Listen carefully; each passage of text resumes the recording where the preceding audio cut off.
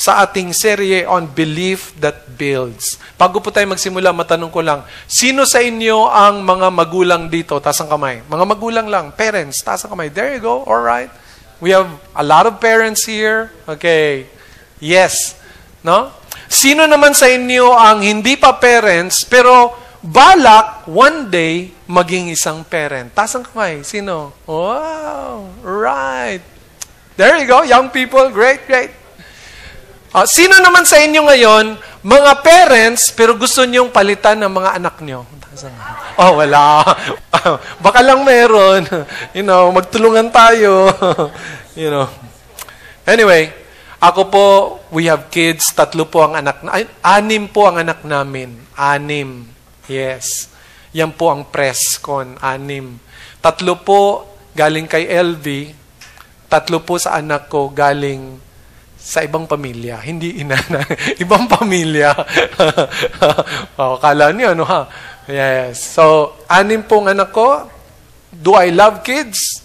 I love kids. Isa ako dun sa naniniwala sa sinasabi sa Bible that children are a blessing.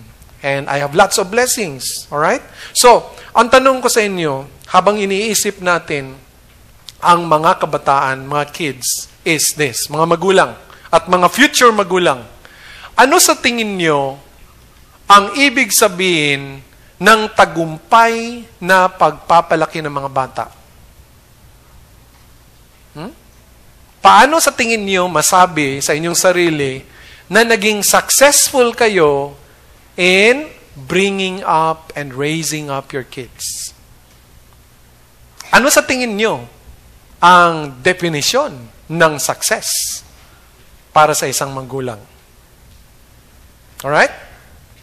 Now, nag-iisip kayo, gusto kong mag-propose ng sagot na ako'y naniniwala, ito yung malimit na sagot ng kultura natin, malimit na kaisipan ng karamihan sa ating lipunan.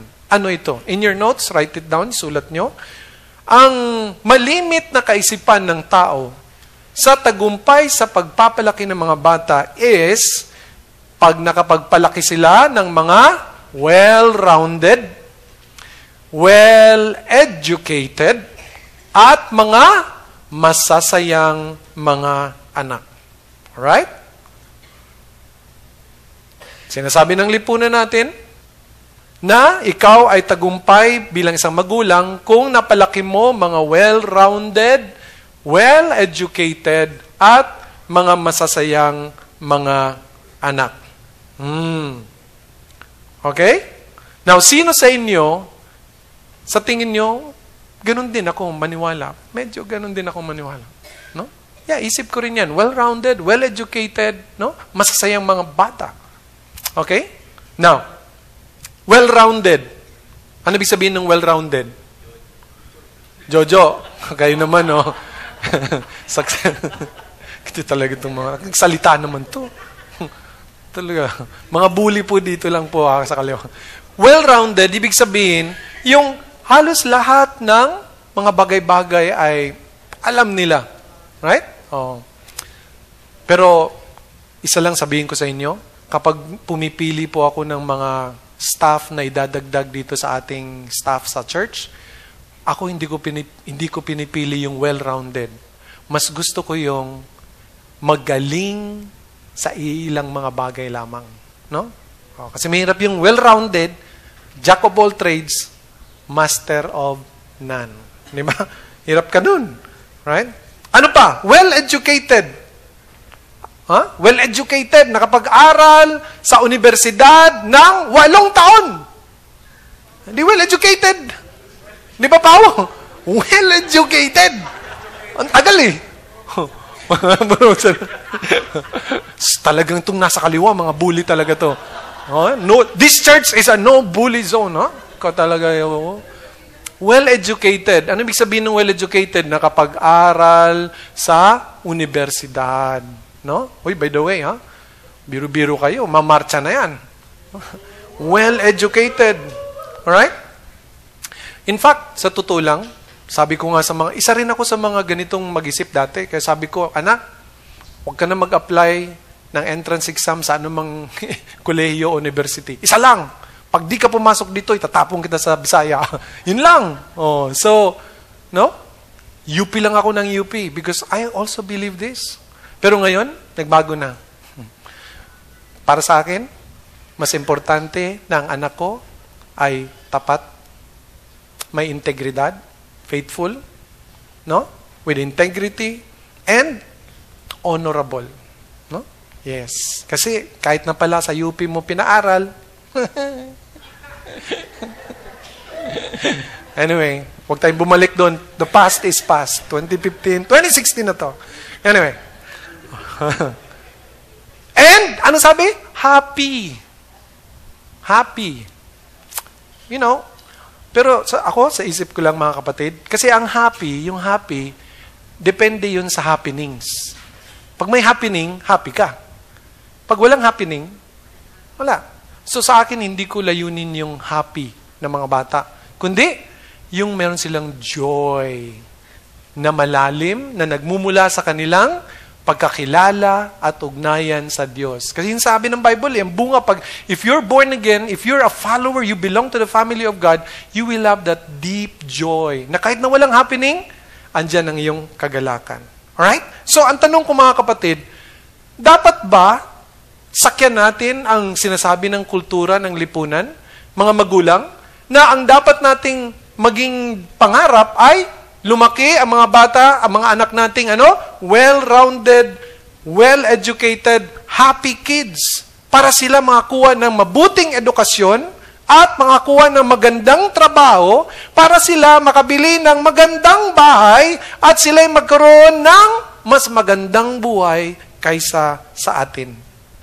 Dapat ba sakyan natin, ganun ang definition natin ng tagumpay ng pagiging magulang? Kung totoo yan, kung nag-agree tayo dyan, eto ang tanong. Paano naman itong sinabi ni Jesus? Basahin natin ang sinabi niya. Mateo 16. Basa everybody. Everyone? What good will it be for a man if he gains the whole world? Ano ibig sabihin ng gains the whole world? Well-rounded, well-educated, and happy. Tuloy. And yet, forfeits his soul. Mga kapatid, lumalabas na para sa atin ng mga tagasunod ni Jesus as followers of Jesus Christ, no? Para sa ating Panginoon, ang tagumpay sa pagiging magulang ay higit pa sa sinasabi ng ating lipunan, ng ating kultura. Ang tunay na tagumpay, success in parenting is imparting spiritual life to the next generation.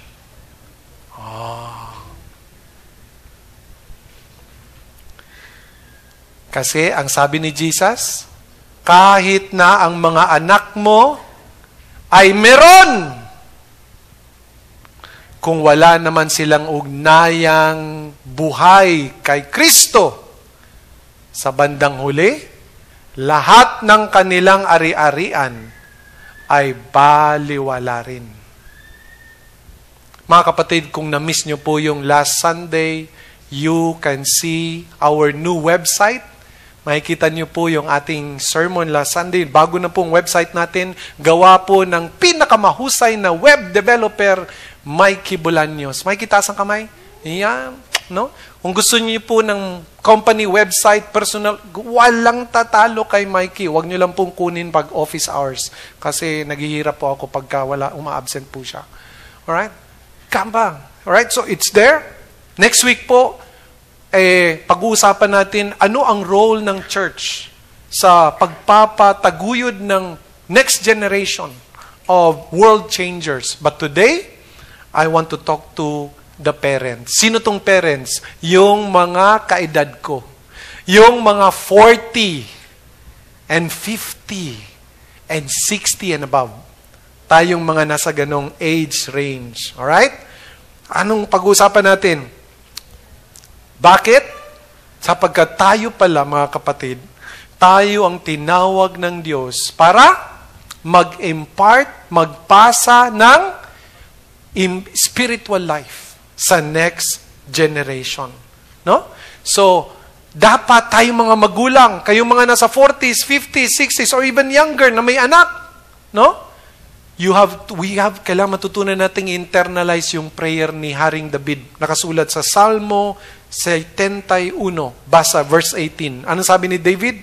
Even when I am old and gray, do not forsake me, O God. Ibig sabihin ni David, Lord, kahit na matanda na ako, puti na ang buhok ko, hayaan niyo pa akong mabuhay pa.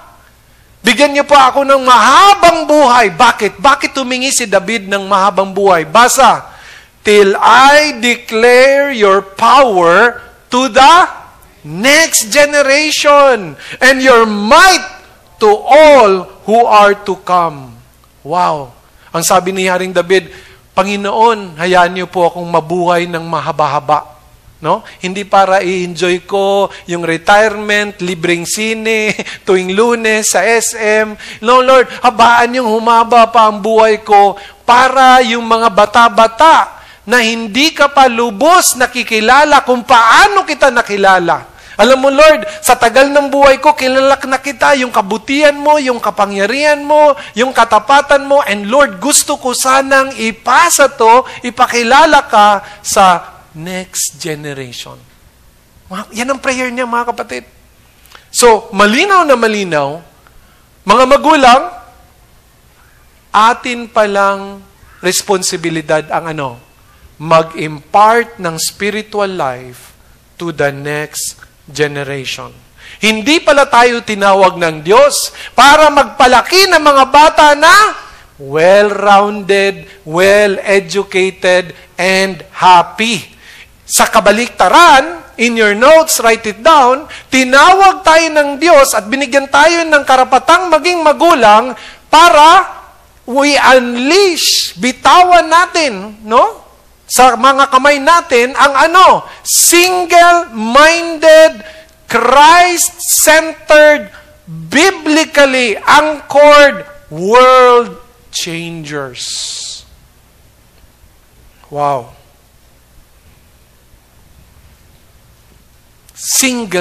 Dapat pala ito ang ating responsibilidad. Sabi sa Bible, mga kapatid, this is what God expects of every parent. Na ang ating mga anak ay ating mahayo, no? Mapahayo natin sila na single-minded, Christ-centered, biblically anchored world changers. Hindi pala tayo tinawag ni Lord na pag ang ating mga anak, wag nating paalisin sa bahay. Dito lang anak, ha? 40 years old na, 42, dito ka lang, bibi, bunjing. Huh? That's not what God called us.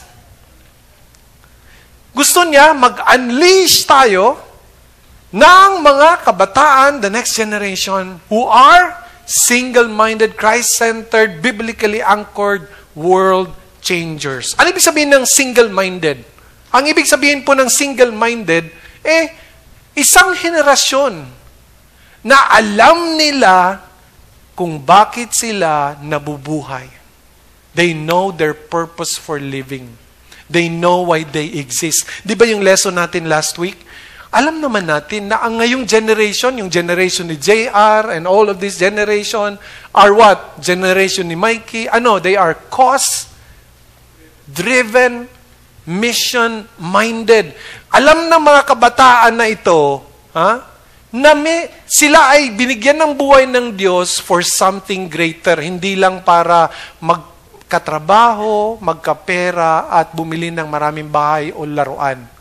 Alam nila na they are meant for something greater. Tayo mga magulang, anong responsibility natin? Tulungan lang natin sila na malaman nilang malinaw paano sila ginawa ng Diyos at ano kaya ang pinapagawa ng Diyos sa kanila. Ma-clear lang sa kanila. Kasi alam nila minsan lang, lumalaki sila, malabo. So, they end up delaying God's purpose for their life kasi hindi mali. Single-minded, no? Mga kapatid, Christ-centered. Ano ibig sabihin ng Christ-centered? Ibig sabihin, hindi sila people-centered. Kung ano sabihin ng ibang tao, yun na lang. Hindi sila culture-centered. Hindi sila media-centered. Kung ano sinasabi ng TV, ng internet, yun na lang. But they are what? Christ-centered. For them, everything is about Christ. And then, ano sabi natin? They are biblically anchored. Mga kapatid, anong inaasahan? Mga magulang, anong inaasahan ng Diyos sa atin? Na yung mga anak natin, tiyakin natin, na habang sila'y lumalaki, hindi sila masisway sa kung ano-anong paniniwala o anong filosofiya. But they will be anchored in the Word of God, the Bible. No? That is what, kasi mga kapatid, alam po natin, I confess, my son confessed. Akala nyo confession ko. Confession niya na they were very young. Barely graduating pa lang ng elementary when they were exposed to internet porno. Mga kapatid, nung nalaman ko to, na naranasan ng anak ko, sabi ko, hindi nga ako nakakita ng porno nung hindi pa ako 19 years old. Ito, 11 pa lang, 10, na-expose na. Ang mga kabataan ngayon will know things. May malalaman silang mga bagay na tayo, nalaman natin nung 21 lang na tayo. So pag hindi natin sila na itatanim, na itatag sa salita ng Diyos, they will be swayed, in this world of many messages. And kapag nagawa po natin yon, mga magulang, if we raise up single-minded, Christ-centered, biblically anchored kids, what will they do? They will change the world. Amen? That's what God expects of us. Oh God, sabi ni David, let me live long so that I can impart your goodness, your knowledge, my understanding of you, who you are, to the next generation and those who will come behind me. Mga kapatid, hindi po madali itong hamon na binibigay ng Diyos sa ating mga may anak, sa ating mga magulang. Pero eto lang ang gusto kong maintindihan ninyo, kayong mga magulang kasama ko, is this. When God calls you to do something, He always empowers you to do it. Amen? Kapag tinawag ka ng Diyos na gawin ang isang bagay, bibigyan ka niya ng biyaya at kapangyarihan upang matupad ito. Ibig sabihin, kung ito ang pagtawag ng Diyos sa atin bilang mga magulang, hindi madali, pero andyan ang tulong ng Diyos. Kaya natin to. Ibig sabihin, kung tinawag tayo ng Diyos na ito palang i-produce nating mga bata, naniniwala ang Diyos na sa tulong niya, kaya natin to. Amen? So, tapikin mo yung katabi mo. Sabihin mo, I believe in you. Sabihin mo rin, God believes in you. Yes. No? And so, mga kapatid, ako'y naniniwala, kaya ito ang topic natin ngayon, simple lang po. Mga magulang, pag tiningnan mo, ang hirap naman pala magpalaki ng bata. Ito palang gusto ng Diyos. Ito lang po. Kung sasadyain mong gawin ang ilang mga bagay na sinasabi sa banal na kasulatan, with the help of the Holy Spirit, you can raise up kids who are single-minded, Christ-centered, biblically anchored, who will change the world. Ito ang promise ni God. And so, I would like to share with you, mga kapatid, ways, 3 paraan, na pag ginawa ninyo, mga magulang, you will let the Holy Spirit work through with you in these ways and raise up kids who will glorify and be pleasing to God. Saan po tayo mapupulot ng ganitong aral? Sa Deuteronomy chapter 6. Basa everyone. Ito po yung huling bilin ni Moses sa buong bayan ng Israel. Basa everybody.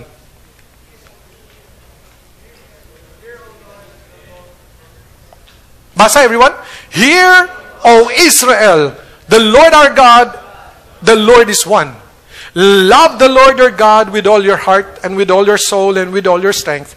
These commandments that I give you today are to be upon your hearts. Impress them on your children.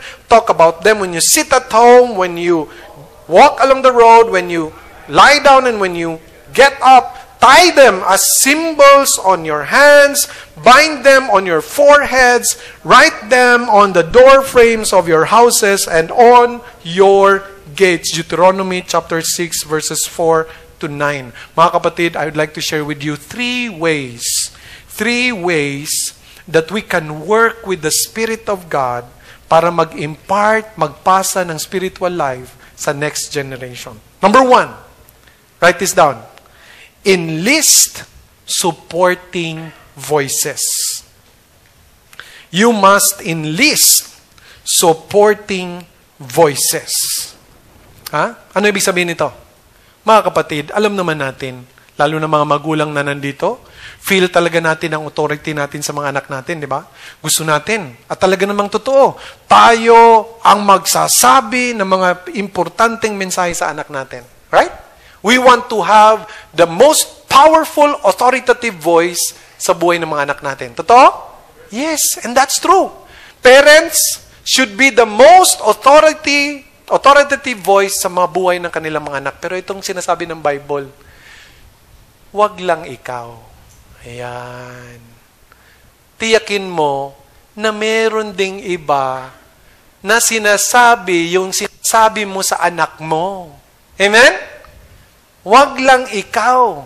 Enlist supporting voices. May gusto kang sabihin sa anak mo na tila hindi pumapasok sa kukote niya.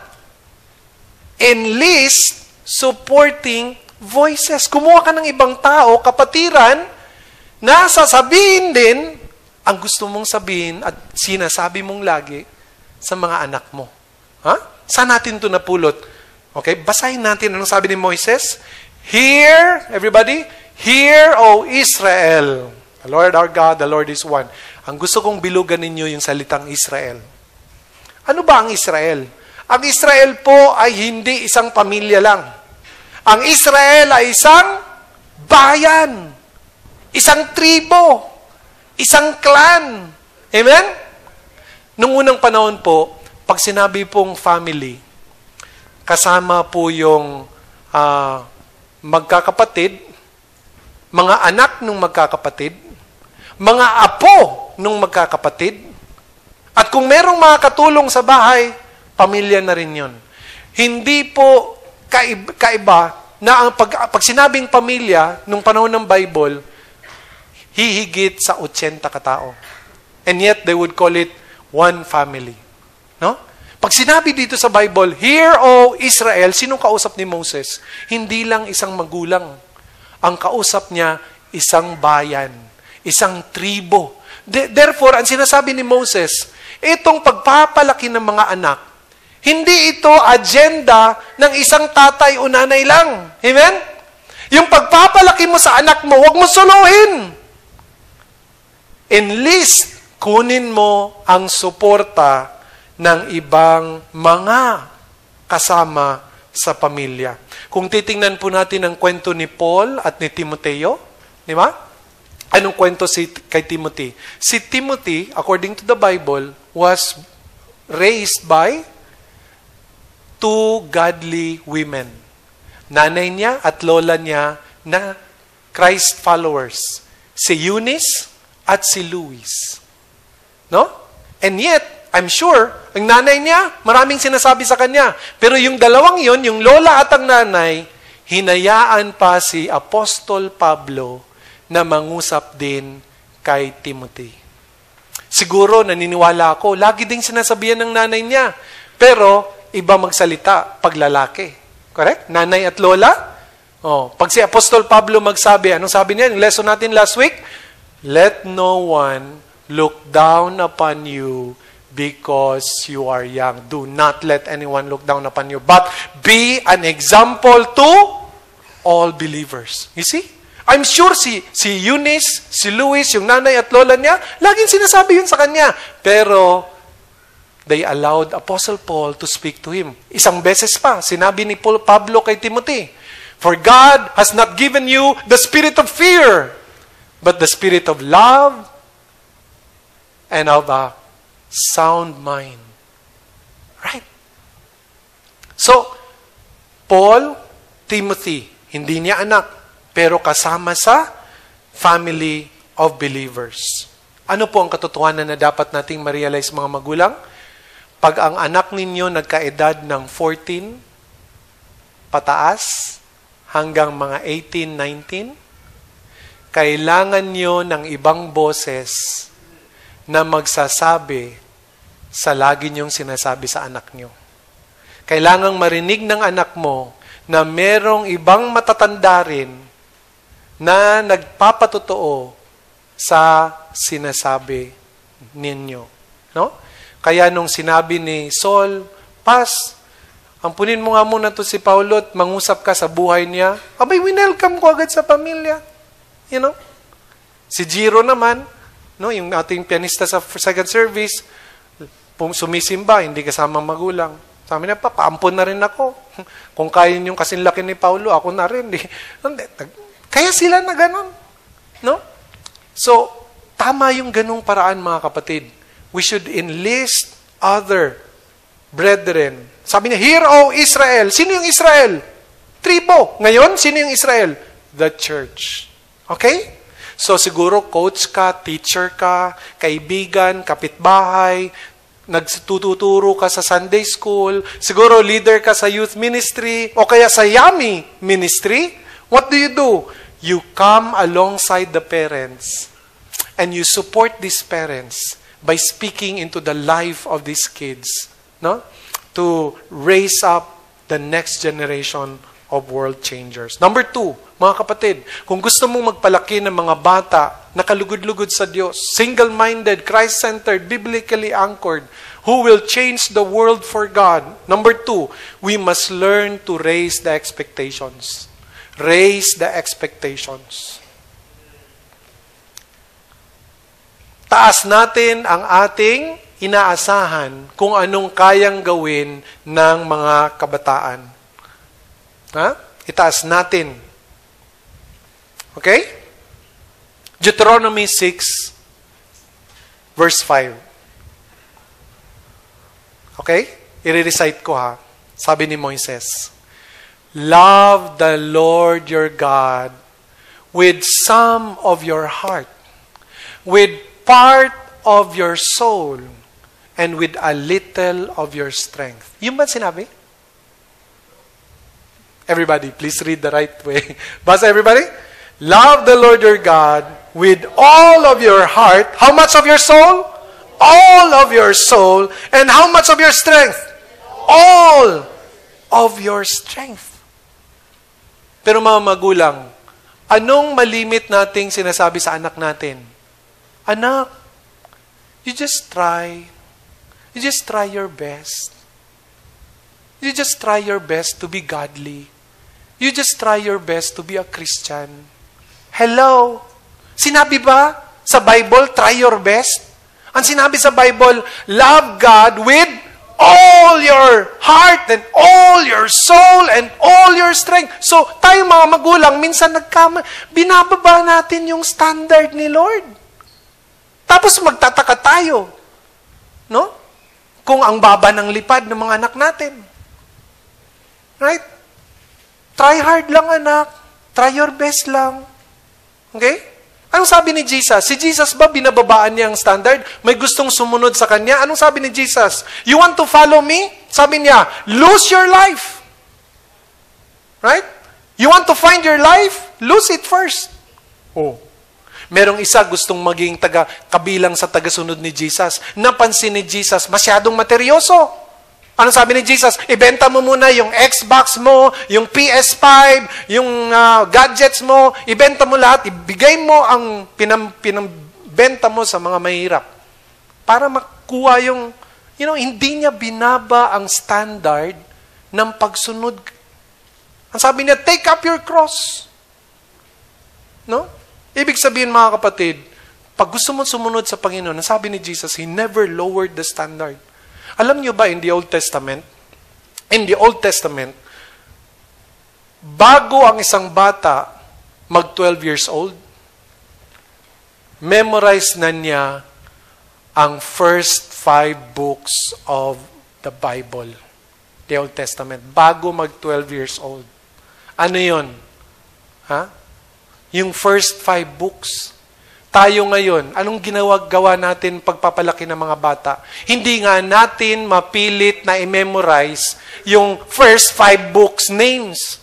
Ano yun? Genesis, Exodus, Leviticus, Numbers, Deuteronomy, Joshua, Judges, Ruth, 1st and 2nd Samuel, 1st, 2nd Samuel. So, mga kapatid,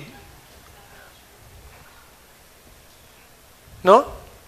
Noong unang panahon, mga kapatid, kapag 13 years old na ang isang lalaki, dapat ina-assume na niya yung negosyo ni tatay.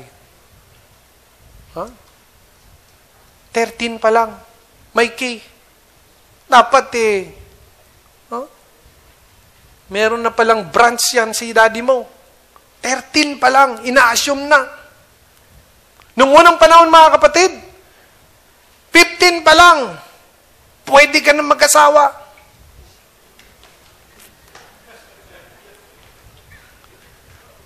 Nare-react kayo. Bakit? Matanong ninyo, bakit nga ba namin kayo hindi hinihinayaan? Kasi, bakit? Kalimitan ng mga magulang, anak, immature ka pa.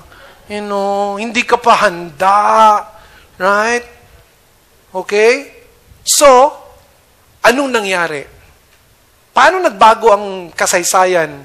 No, dati, 12, 13, 14, pwede na basta may trabaho ka na, gets mo na yung trabaho, may kabuhayan ka na, pwede ka na mag-asawa. 12, 13, 14. Ngayon, anong ginagawa natin? Nag-create tayo ng isang edad, 13 hanggang 21, na walang gagawin yung anak natin, kundi mag-aral, huwag kang makabuntis,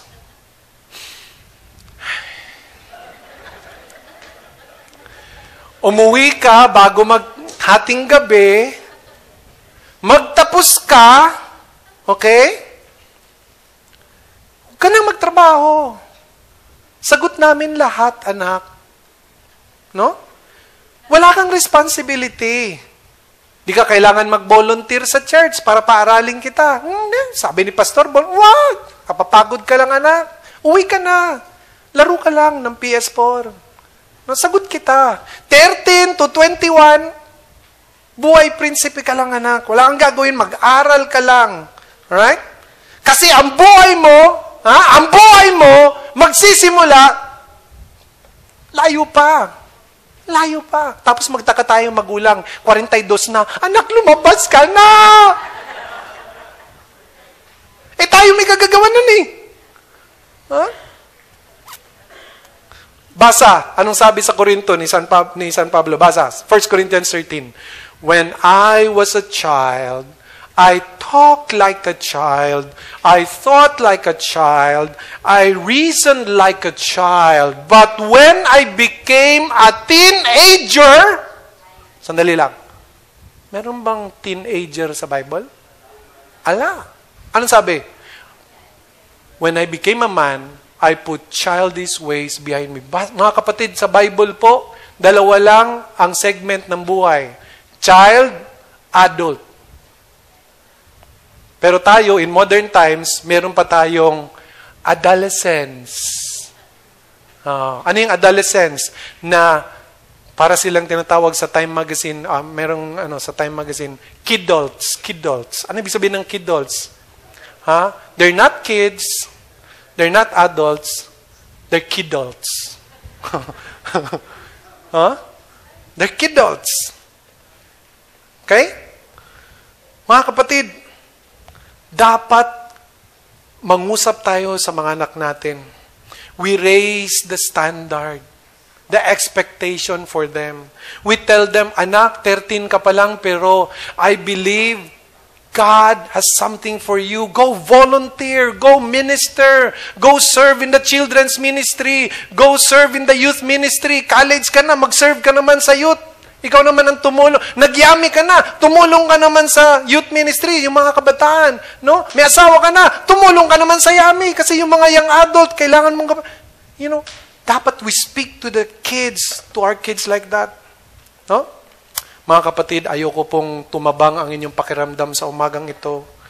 Pero nais ko lang pong bigyang diin yung isang bagay na it's a development at matagal nang nagiging tradisyon sa Pilipinas na siya din ang sumisira sa atin. Itong kulturang ito. Ano ito? Ano ito? Ito yon. Anak, pagkatapos mong mag-graduate sa college, balik ka sa bahay. Uwi ka pa. Para mabibi pa kita ng matagal-tagal pa ng konti. Graduate na! Balik ka pa sa bahay na. Ako pa rin maglalaban ng damit mo. Walang tagalobo. Maningangamoy ka. Alright? Alright? Come back home, anak. Okay? Akala natin, ganun lang yon. Ugali, talagang ganun tayo. Pilipino eh. Iba tayo eh. Right? Pero naman mga kapatid, okay, granting, talagang gusto mong i-baby pa yung anak mo. Pero pag 37 naman, sabihin mo naman, magtrabaho ka naman, nak. You know? Magtrabaho ka na, nak. 37 ka na eh. Sayang yung 4 years pa. 8 years in college. Di ba? Be an adult. Okay? Itaas naman natin, mga magulang, yung expectation. Kasi ang mga anak natin, nakatingin lang din sa atin. Kapag masaya na tayo, ganito lang sila, hindi okay lang. Kailangan we speak into their hearts, into their lives. And sabi, alam mo na, you can do something great sa buhay mo. They need to hear that from you. No? Alam mo na, love the Lord with all your heart, your strength, your soul, anak. No? Anak, 19 ka pa lang, you can start serving in the ministry. Mag-small group leader ka, mag-volunteer ka. You know, life, anak, doesn't start at 32. Sabihin mo, you speak into their lives, right? You raise the expectations. No? Tell your 14-year-old, sabihin mo sa 14-year-old mo, anak, may kaibigan kang 12 years old dito sa church, i-mentor mo na sila. Juan. No? Tayo ngayong 2016, mainit tayo sa small groups and mentoring. May 19-year-old kang anak. Anak, mga kaibigan mong 17-year-old, tawagin mo, i-mentor mo na. No? I-mentor mo na. Speak into their young life. Tell them that they can do something great for God. Raise their expectations. Yung anak ko pong bunso, 13, mahilig magsulat. Tanong niya, pa, pwede ba ako magsulat ng libro? Na, sulat ka. Ako mag-publish. You know? Binigyan ng malit na laptop, sulat-sulat na siya. Ayun, pagka makabuyan ng libro, nako, bibili tayong lahat. para lang gumana. Di ba? Nagsusulat na. Sino nagsabing hindi ka pwede magsulat, di ka pwede mag-volunteer, di ka pwede mag-lead ng small group kung 13 ka o 15? Sino nagsabi? Right? Ang ginawa natin, nagbigay tayo ng mahabang panahon para sa mga anak natin na matamad, no? Tamarin. Tapos magtataka tayo kung bakit hindi kumikilos 42 years old na. It's our fault. Okay? Sabihin mo sa anak mo, 11 years old pa lang, anak, alam mo, kaya mong magbuo ng sarili mong kumpanya. Raise the expectation. Tayo, anong tinuturo? Anak, aral ka lang, dito ka lang, tapos ipasok kita ng isang trabaho, opisina na safe ka, pag uwi mo, bahay agad. Raise the expectation. No? So mga kapatid, how do you raise up spiritual kids? Paano? Enlist other voices and raise the expectations. And number 3, paano mo tiyakin na yung anak mo lumaking spiritual? Basa. Write this down. We must keep it real. Gawin nating totoo. Kung gusto mo yung mga anak mo na sumusunod sa iyo, mas malakas ang pananampalataya kaysa iyo, mas maraming magawa para sa Diyos kaysa sa iyo, simple lang po, enlist supporting voices, raise the expectations, and keep it real. No? Gawin mong totoo. Basa mga kapatid, anong sabi ng Bible? 7, 8, and 9. Everybody? Impress them on your children. Ano ibig sabihin nito? Pagkausap mo mga anak mo, tiyakin mo, hindi lang balita, politika, eleksyon, pera, allowance, eskwela, kundi tungkol sa pananampalataya. Tuloy. Talk about them when you sit at home. Ibig sabihin, pag kumakain kayo, make sure na hindi cellphone ang hawak at nagtitext kung sino-sino. Usap at pag-usapan din ninyo ang mga espiritual na bagay. And when you walk along the road, nagdadrive ka, inahatid mo ang anak mo sa practice o kung saan man, Talk about spiritual things. Basa, when you lie down, mga kapatid, bago matulog, hawakan mo ang kamay ng anak mo and you pray together. Basa, and when you get up, pagising sa umaga, lead Bible reading and devotion. Dito sa ICA, meron tayong daily reading guide. Gamitin nyo. Ilagay nyo sa dining table. Pag upo doon, kain. Basa agad. And share. Right? And then, basa mga kapatid, tie them as symbols on your hands, bind them on your foreheads, write them on the door frames of your houses, on your gates. Ibig sabihin, gawin po natin, mga magulang, ang spiritual talk and normal, casual, sa ating buhay bilang pamilya. Ibig sabihin, huwag niyong gawin ang Diyos, parte lang ng buhay niyo. Gawin niyo ang Diyos, sentro ng buhay natin. No? Pastor, ayoko naman kasing pilitin yung mga anak ko No? Baka kasi pag pinilit kong magsimba, pinilit kong manampalataya sa Diyos, pag pinilit ko, baka mag-reject. Diba? Takot tayo niyan. May mga ganun, no? Pastor, ayoko kong pilitin. Baka umatras. Ito ang natutunan ko, mga kapatid. Ito ang matutunan ko. Let me share it with you. Kapag pinilit mo ang anak mo sa pananampalataya, pinilit mong mag-pray, pinilit mong magsimba, pinilit mong magbasa ng Bible, pero hindi kanya nakikita na ginagawa yon, guaranteed i-reject niya ang pananampalataya mo sa Diyos. Pero pag pinilit mo, pero kitang-kita naman niya na gawang-gawa mo, totoong-totoo, yung sinasabi mo at pilit mong ipa-practice sa kanya, hindi po niya i-reject yun.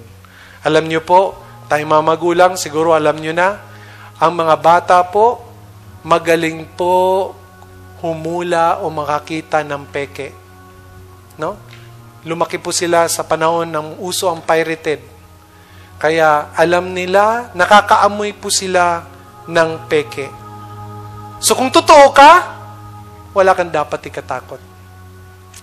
Pero kung meron kang bagay na pinipeke, matakot ka. Because they will reject your faith the moment they see hypocrisy. Mga kapatid, yung mga leaders natin dito sa church, mga ministry leaders, mga team leaders, mga small group leaders, ito lang ang paalala ko sa inyo. You don't have to be cool. You don't have to be hip in order to influence others. You just simply have to be real. Magpakatotoo ka lang. No? And you will connect to people and you will influence people. Mga kapatid, kung ang Diyos hindi siya malaking bahagi ng buhay mo, huwag mong asahan na ang mga anak mo gawin nilang sentro ang Diyos sa buhay nila. Kung nais mong magbasa sila ng Bible, then ipakita mong nagbabasa ka ng Bible sa bahay. Kung gusto mong ang mga anak mo ay mananalangin din, make sure na nakikita nilang ikaw ay lumuluhod, yumuyuko, at nananalangin. Kung gusto mong makita sa mga anak mo na priority ang pagsamba, then make sure that coming to church is also your priority. Kung meron ka mang tatanggalin sa schedule mo, tanggalin mo na iba, wag lang ang pagsamba. Kung gusto mo ang mga anak mo ay makipagkaibigan sa mga makadiyos, matuwid, mananampalatayang mga kaibigan. Kasi lagi ka na lang nagreklamo, anak, yung mga kaibigan mo, dadalhin ka niyan sa kasama. Kung yan ang reklamo mo, magulang, tingnan mo sarili mo. Meron ka bang small groups?